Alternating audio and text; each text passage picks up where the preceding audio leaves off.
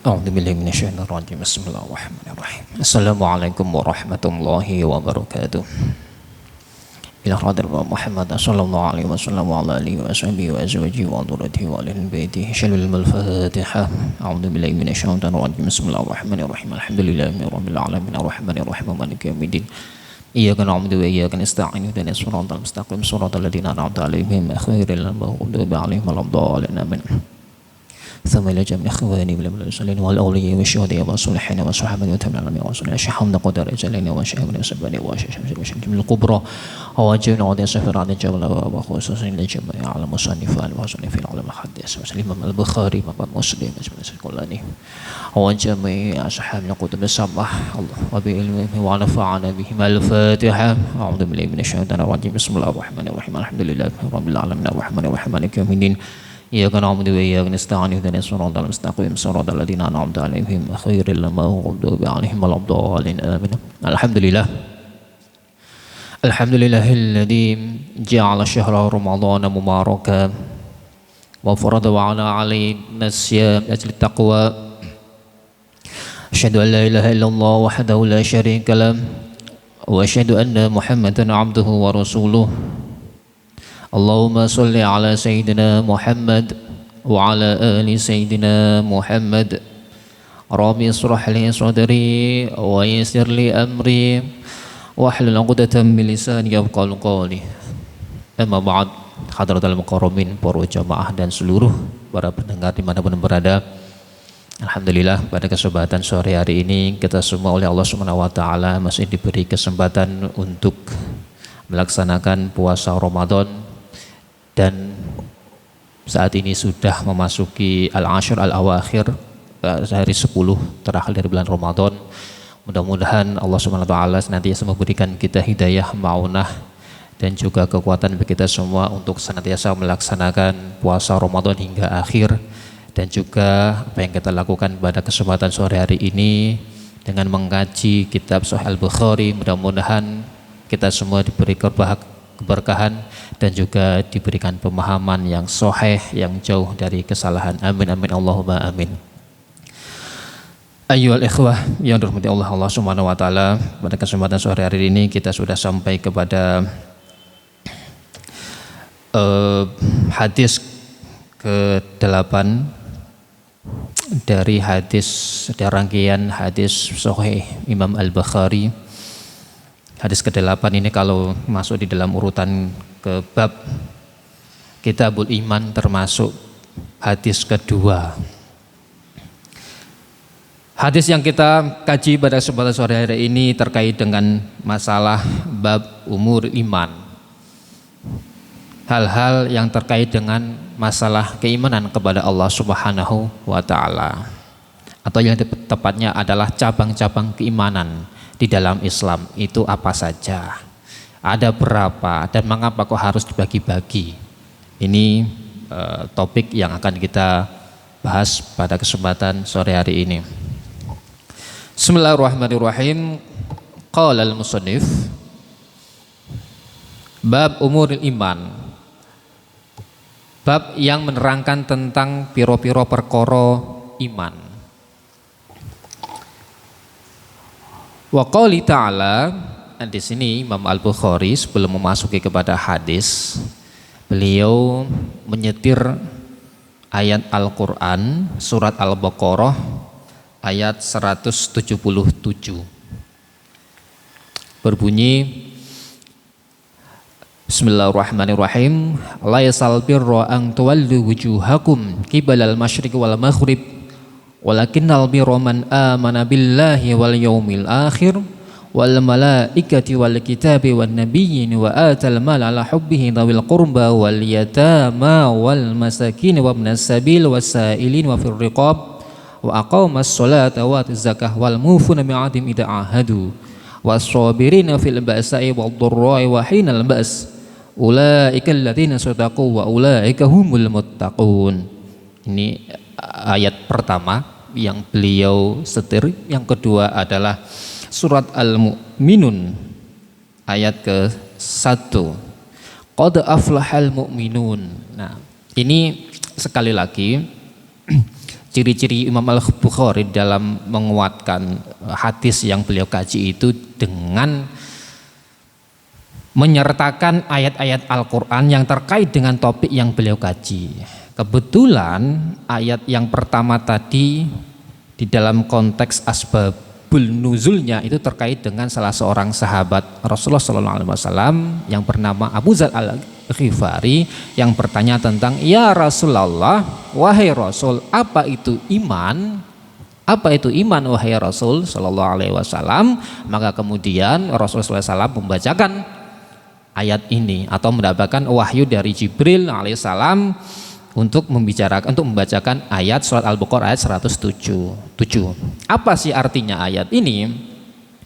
Laisal birru an tuwallu wujuhakum qibalal masyriq wal maghrib walakinnal birra man amana billahi wal yaumil akhir wal malaikati wal kitabi wan nabiyyin ila akhirih. Artinya adalah bukanlah suatu kebajikan kalian menghadapkan wajah kalian ke arah kiblat maupun ke arah timur, akan tetapi yang disebut sebagai albirro, kebajikan itu adalah man amana billahi wal yaumil akhir, orang yang beriman kepada Allah, hari akhir, malaikat, kitab-kitab umat terdahulu, maksudnya adalah kitab-kitab para nabi terdahulu, wan nabiyyin dan para nabi, wa atal mala ala hubbihi dzawil qurba, dan memberikan harta kepada orang yang berhak, wal yatama, memberikan harta kepada orang-orang atau anak-anak yatim, wal masakina, dan kepada orang-orang miskin, wa ibnas sabil, dan juga kepada orang-orang ibnu sabil, wasailin,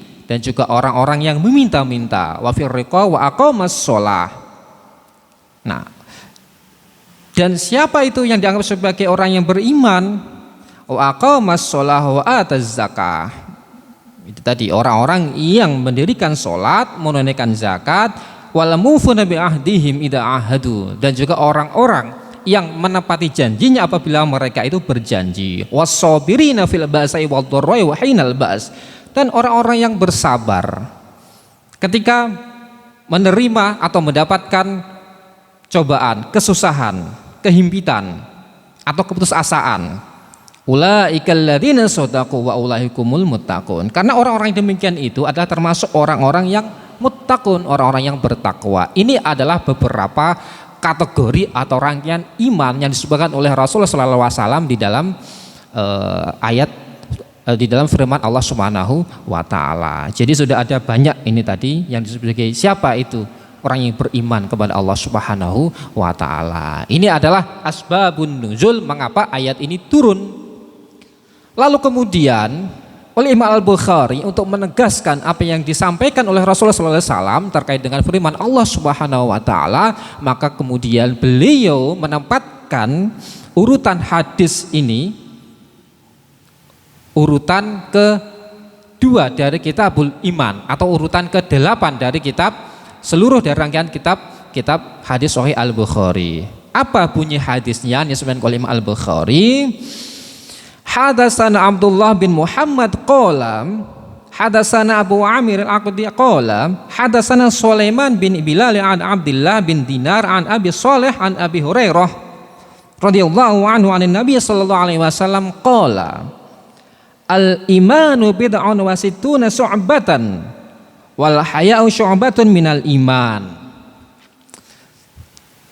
Imam Al-Bukhari rahimahullah mendapatkan hadis ini dari Abdullah bin Muhammad, di mana Abdullah bin Muhammad ini mendapatkan hadis dari Amir Aqdi.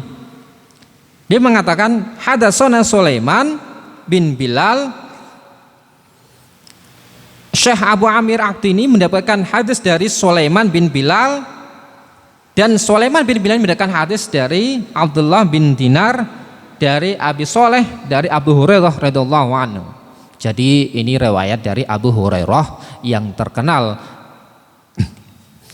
dengan orang yang dekat dengan Rasulullah sallallahu alaihi wasallam dan orang yang paling banyak meriwayatkan hadis dan juga dihukumi sebagai orang yang sangat thiqah, terpercaya di dalam meriwayatkan hadis-hadis Rasulullah sallallahu alaihi wasallam. Apa sabda Rasulullah sallallahu alaihi wasallam terkait dengan ini?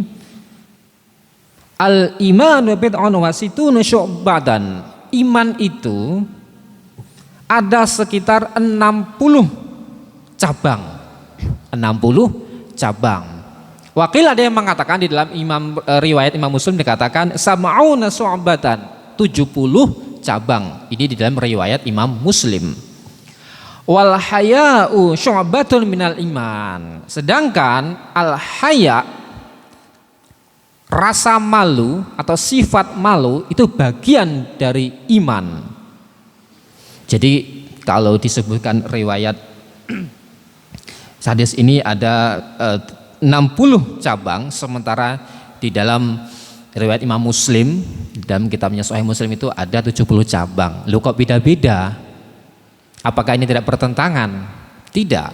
Bahwa situn al sab'un, para ulama mengatakan, ahli hadis memang ini mendapatkan riwayat dari rawi yang berbeda tetapi esensinya sama. Sementara bilangan sab'un situn, bilangan 60 atau 70, ini bukanlah termasuk bilangan yang mengingkari terhadap esensi dari iman itu sendiri. Iman itu banyak cabangnya, tetapi yang paling tinggi sebagaimana dikatakan oleh Imam Abu Dawud itu adalah la ilaha illallah. Keimanan yang paling tinggi itu adalah ucapan la ilaha illallah, tiada Tuhan selain Allah. Sementara yang paling terendah itu adalah menyingkirkan kerikil atau halangan-halangan di jalan. Itu termasuk dari iman yang paling rendah, atau di dalam bahasanya itu adalah imatatul adza minat thoriq, menyingkirkan halangan-halangan yang menghalangi seseorang untuk melanjutkan perjalanan. Itu termasuk iman. Menyingkirkan batu dari jalan itu termasuk kategori iman yang paling terendah.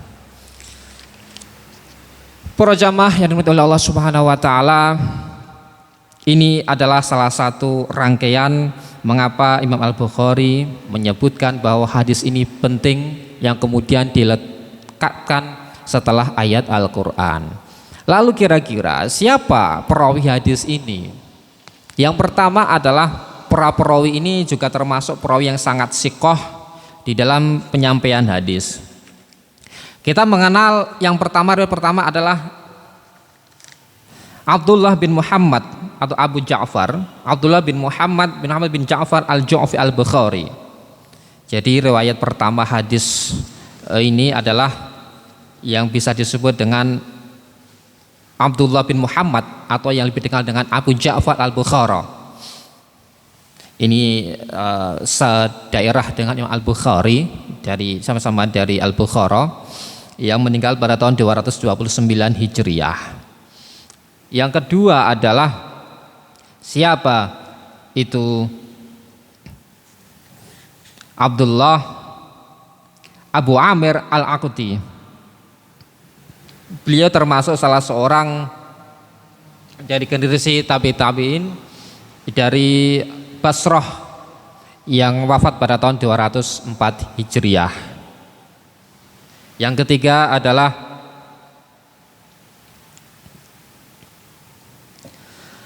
Sulaiman bin Hilal. Sulaiman bin Bilal ini juga dari kalangan tabi'in senior yang dari klan Quraisy At-Taimi dari Madinah, wafat pada tahun 172 Hijriah.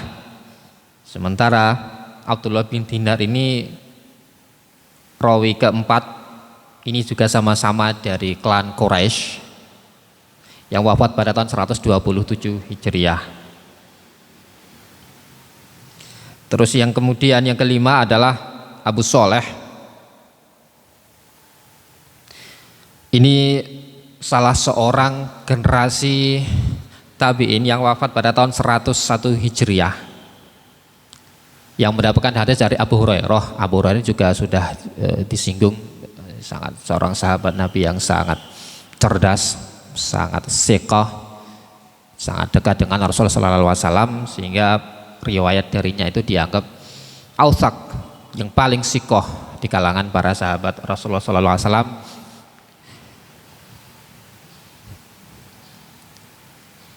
Nah, ini adalah salah satu sanad hadis ini. Lalu kemudian kira-kira apa sih penjelasan dari hadis ini? Kok dikatakan bahwa al-haya'u minal iman, bahwa malu itu bagian dari iman? Ini yang pertama. Yang kedua, mengapa iman itu kok banyak cabangnya? Bukankah cukup rukun iman itu saja yang sudah dianggap sebagai iman? Kok banyak cabang-cabangnya? Di sini para ulama mengatakan bahwa memang bahwa tingkat keimanan seseorang itu berbeda-beda. Jadi untuk mengukur keimanan seseorang ini tidak cukup dengan la ilaha illallah. Karena apa? La ilaha illallah itu yang paling tinggi. Sementara yang lain-lain itu ada tingkatan yang berbeda-beda.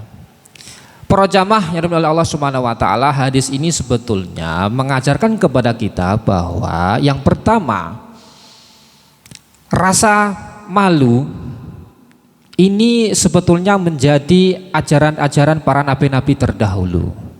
Jadi rasa malu ini adalah ajaran yang diterapkan, yang dianjurkan oleh para nabi-nabi terdahulu. Sebagaimana disebutkan di dalam hadisnya yang diriwayatkan oleh Imam Abu Dawud di dalam kitabnya Sunan Abi Dawud mengatakan bahwa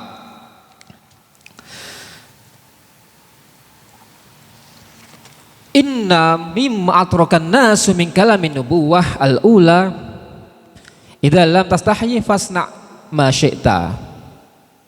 Jadi satu hal yang menjadi ajaran-ajaran para nabi yang disampaikan kepada manusia dan diketahui oleh manusia pada zamannya itu adalah apabila kalian tidaklah malu maka perbuatlah sesuka hati kalian.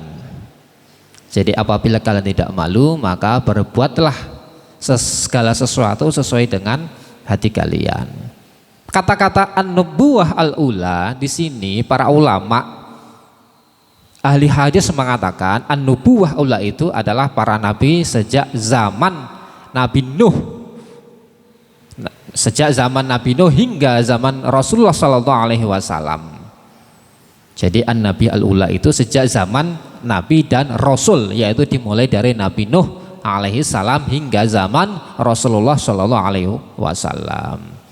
Di dalam tastahyi, apabila kalian tidak malu maka fasna ma syi'ta, maka lakukanlah sesuai dengan perbuatan kalian. Ini menurut para ulama lagi mengatakan bahwa ini sebetulnya mengandung perintah yang bersifat ancaman. Jadi bukan berarti apabila kalian tidak malu maka lakukanlah sesuka hati kalian, bukan berarti mengafirmasi bahwa kita semua diperbolehkan untuk melakukan sesuatu sesuai dengan kehendak kita apabila kita tidak memiliki rasa malu. Apabila kita tidak memiliki rasa malu maka lakukanlah sesuka hati kalian. Ini berarti apa? Ancaman dari Allah Subhanahu wa taala. Silakan Anda itu melakukan segala sesuatu sesuai dengan kehendak kalian, tetapi nanti pasti ada balasannya dari Allah Subhanahu wa taala. Ini salah satu ajaran para nabi-nabi terdahulu hingga menjadi ajaran Rasulullah SAW yang harus kita taati. Karena apa? Karena seluruh agama-agama pada dasarnya menjadikan sifat malu ini sebagai pondasi ajarannya. Karena di dalam hadis juga disebutkan sebagaimana disebutkan oleh Rasulullah SAW, inna likulli din khulqan wa inna khuluqal Islam haya. Karena apa? Setiap agama itu pasti memiliki akhlak. Sementara yang menjadi akhlak Islam itu adalah rasa malu. Ingat yang kita sampaikan bahwa Islam di sini tidaklah Islam yang sifatnya adalah sempit, Islam yang hanya dibawa oleh Rasulullah SAW, tetapi juga Islam ajaran-ajaran yang dibawa oleh para nabi dan para rasul. Karena Islam itu sifatnya adalah satu, yaitu yang dibawa oleh para nabi-nabi kita. Oleh sebab itu malu ini menjadi akhlak dari seluruh agama-agama samawi. Bahkan kalau kita melihat para jamaah, tidak hanya agama-agama samawi tetapi juga agama-agama konvensional ini juga menerapkan atau menjadikan malu ini sebagai pondasi dasar etika mereka di dalam berinteraksi, di dalam melakukan ibadah atau melakukan kehidupan sehari-hari. Oleh sebab itu para jamaah yang dimuliakan Allah Subhanahu wa taala, mengapa harus malu? Karena malu secara definisi dan secara syariat itu adalah khuluqun karim yab'asu ala istinabil qabih wa yamna'u min at-taksir fi haqqin dil haqq wa yansha'u min al-khauf min Allah ta'ala. Karena pada dasarnya yang disebut sebagai rasa malu itu adalah sebuah akhlak yang mengajarkan dan mengajak kepada seseorang untuk menghindari segala perbuatan yang tercela. Untuk menghindari segala perbuatan yang tercela. Dan juga untuk mengerahkan agar supaya manusia itu melakukan perbuatan-perbuatan kebajikan. Yang ujungnya itu adalah mengantarkan kita untuk mendekatkan diri kepada Allah Subhanahu wa taala. Dengan apa? Dengan kita memiliki rasa takut kepada Allah Subhanahu wa taala. Jadi rasa malu ini ujung-ujungnya itu adalah puncak tertingginya itu kita itu merasa takut kepada Allah Subhanahu wa taala dan merasa senantiasa diawasi oleh Allah Subhanahu wa taala. Dan dengan demikian apabila kita melakukan hal semacam ini, maka segala sesuatu tindak tanduk kita maka akan terarah, akan terkontrol karena senantiasa diawasi oleh Allah Subhanahu wa taala. Oleh sebab itu, maka apa? Rasulullah SAW suatu ketika menegur salah seorang sahabat Ansor yang menceramai saudaranya karena sahabat Ansor ini yang dinasihati ini tidak mau mengambil haknya karena malu untuk meminta haknya. Oleh sebab itu ketika Rasulullah SAW mendengar hal itu, maka kemudian beliau mengatakan da'hu fa'inal hayah minal iman, biarkan dia itu seperti itu. Karena apa? Karena malu yang dia miliki itu adalah bagian dari iman kepada Allah Subhanahu wa taala.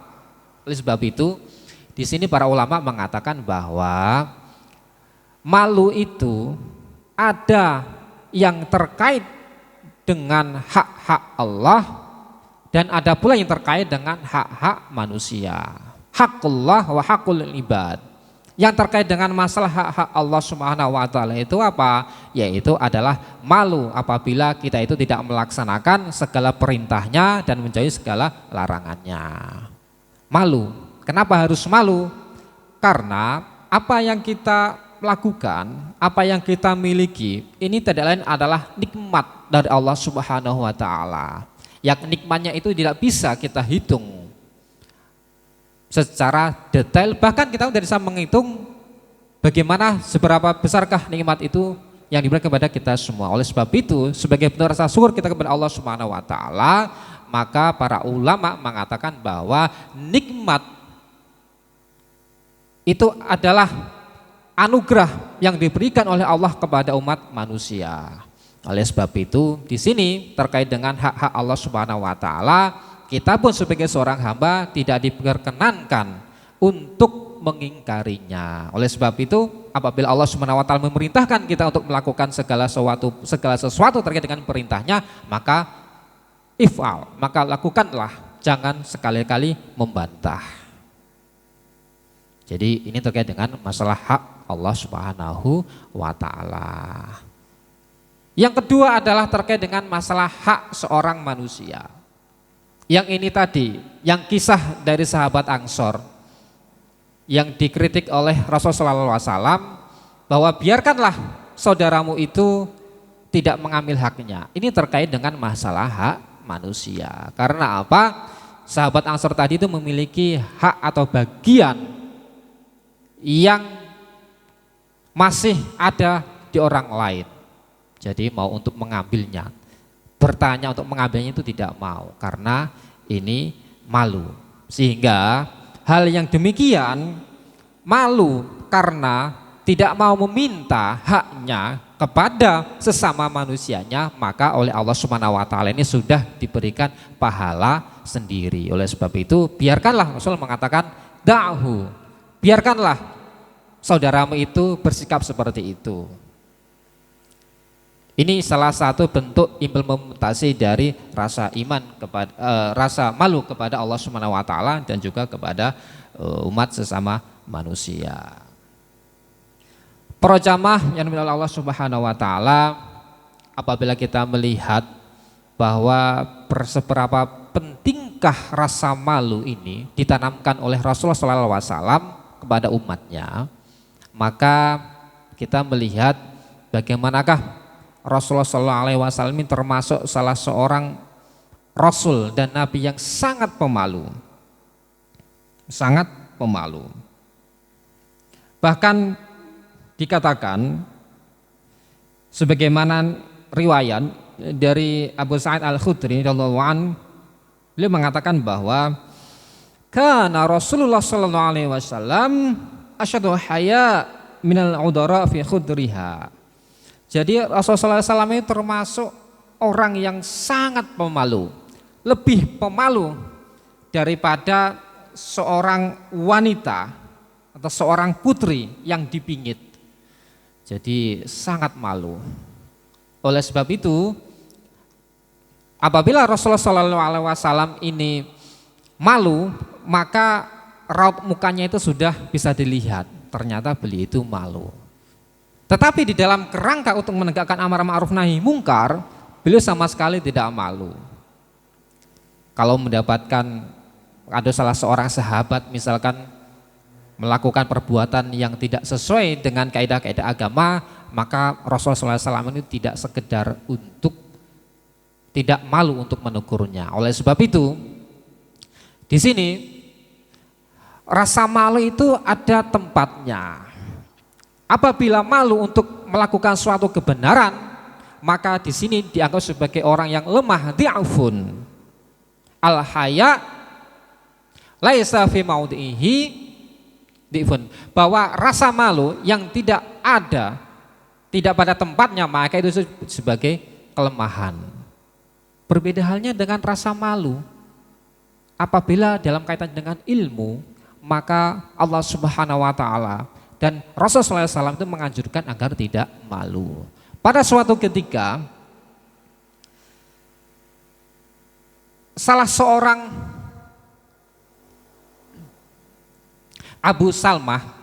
Ummu Salmah,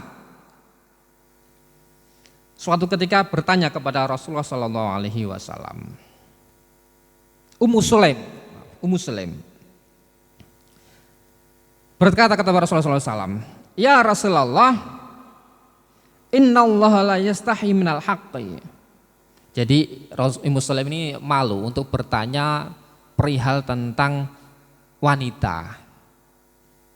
Jadi hal-hal yang terkait dengan wanita itu tabu dalam pandangan Ummu Sulaim untuk ditanyakan kepada Rasulullah SAW. Apalagi ini terkait dengan masalah agama. Kemudian Ummu Sulaim ini memberanikan diri bertanya kepada Rasulullah SAW. Wahai Rasulullah, sesungguhnya Allah Subhanahu wa taala itu tidaklah malu akan suatu kebenaran. Jadi menyentil dulu, menegaskan bahwa Allah Subhanahu wa taala itu tidaklah melarang para hambanya untuk bertanya kepada orang yang lebih paham tentang suatu kebenaran. Apa yang ditanyakan oleh Ummu Sulaim? Fahal alal mar'ah husla idza ihtalamat.